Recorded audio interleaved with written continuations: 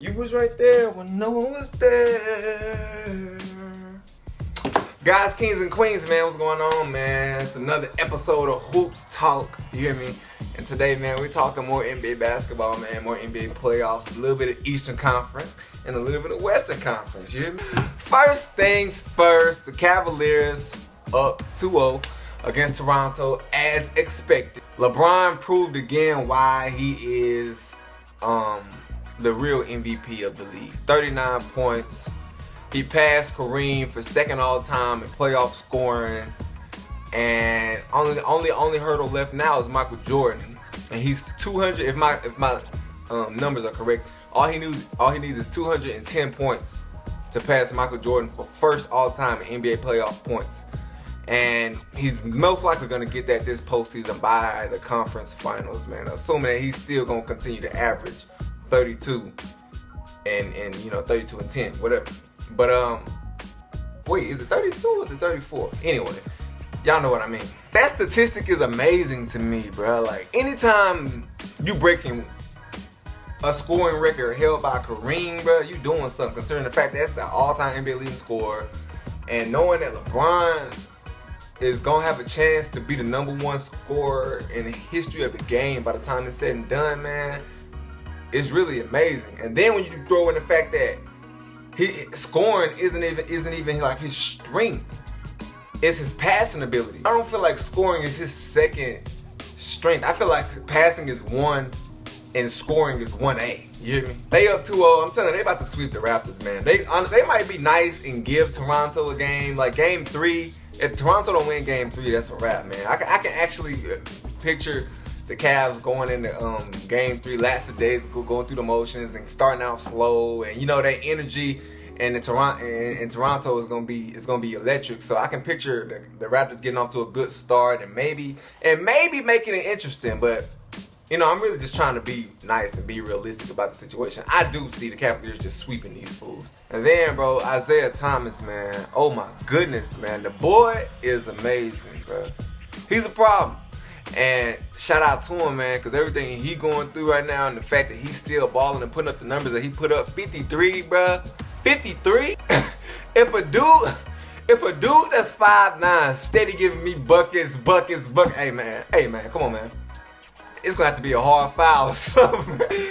I swear to God, bro, it's gonna have to be a hard foul, bro. My pride gonna get in the way, you hear me? Even though it's 2-0, bro, I did pick Washington to, meet Cleveland in the Eastern Conference Finals. And you know what they say, it ain't a series until the road team wins. So, Washington going back home today. We're gonna see what's going on. John Wall it's crazy, he dropped 42, and we're not even talking about that because Isaiah just just outperformed him, And that game could have been won, man. That's crazy how in the playoffs, one shot made the difference, because it could be 1-1 right now had John Wall made that game winner, man. But we're gonna see, man. John Wall been playing out of his mind this series and these playoffs this year, so we're gonna see what's going on, man. Game 3 today. Y'all stay tuned to that, because I definitely am. A key factor in that matchup is Bradley Beal, man. Bradley Beal, 14 points is just not gonna cut it, short. It's just not gonna cut it, man. Bradley Beal is the X factor in this series, because we know John Wall gonna average at least 20 plus, and he gonna average at least 10 plus assists, man. We know that. But Bradley Beal, I feel like if Bradley Beal was just more of a consistent ball player, man, the Washington Wizards would be so much better off, because you just never know which Bradley Beal is gonna show up, man. You gonna get the game 1 Bradley Beal where he had 27, or you can get the game 2 Bradley Beal where he had 14. And that's why I'm not really sold on this backcourt, man. It's like every night, what Steph Curry and Klay Thompson gonna bring you, right? And it's every night, what John Wall gonna bring you, but you just never know about Bradley Beal, man, because, hey, it's on and off with him. And even though it's 2-0, man, I'm not counting Washington out, man. They going back home, and they got some soldiers over there. They got some tough guys over there, man. So, and I wouldn't doubt John Wall, man. John Wall is amazing, man. I believe in that kid, Western Conference, man, these goddamn Warriors. You know what's funny?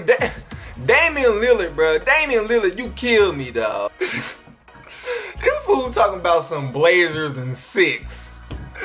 Blazers and 6? Lillard, get out of here with that, dog.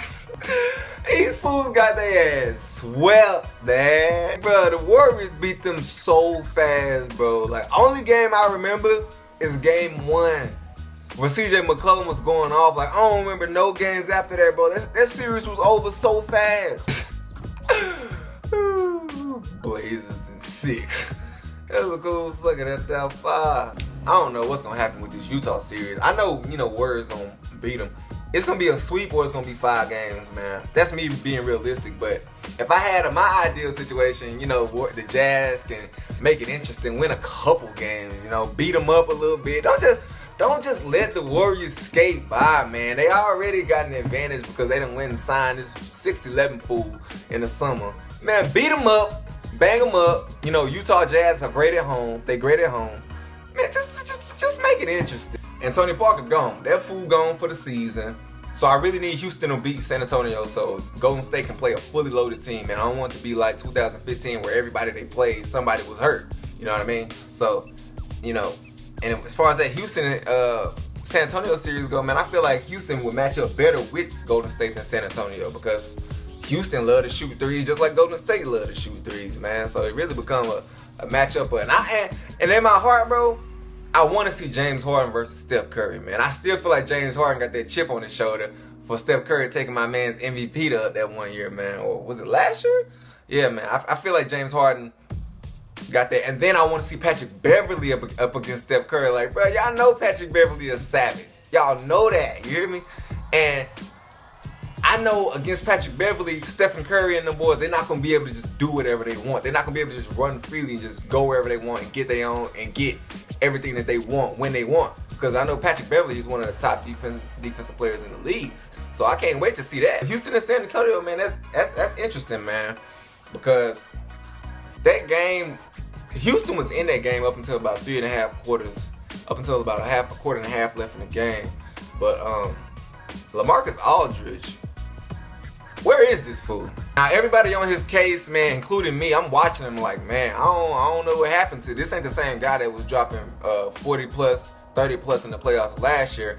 But however, LaMarcus Aldridge, man, his knee is obviously bothering him. I mean, during halftime, I'm not halftime, but like during timeouts or little breaks, you can see him wincing. You can see him messing with his knee and doing that stuff. So obviously this man is not at full health and he's playing through it. But of course, you know what they say, if you playing, that means you all right. So ain't nobody really trying to give him the benefit of the doubt, but I don't know, man. If you can't push through it, if LaMarcus Aldridge can't push through that pain, man, it's a wrap for him. But that's crazy how things change, man, because I had picked San Antonio to beat Houston, but I know Houston's a great team. I still gave them a chance. But after game 1, you saw how they demolished San Antonio game 1. And they was in the game in game 2 until the late in the 4th. In game 3, man, they got a slow home court advantage. I don't know if San Antonio can get one in Houston. I really don't know. You know what I'm saying? I'm not saying they can't. I'm just saying, man, I don't know, man. Because, Tony Parker's gone. You hear me? LaMarcus Aldridge is hurt. And you missing one starter and the other one, is at, what, 70, 80%? That's a major factor. But the playoffs nonetheless interesting, man. Guys, kings, and queens, this is just another episode of Hoops Talk, man. Remember to like and subscribe and share this content, man. Stay tuned for more content, more basketball playoff videos, man. I got it coming, man. I got it coming, shorty. And as always, remember to love somebody and hug somebody, man. You here today, you gone today, man. I'm out.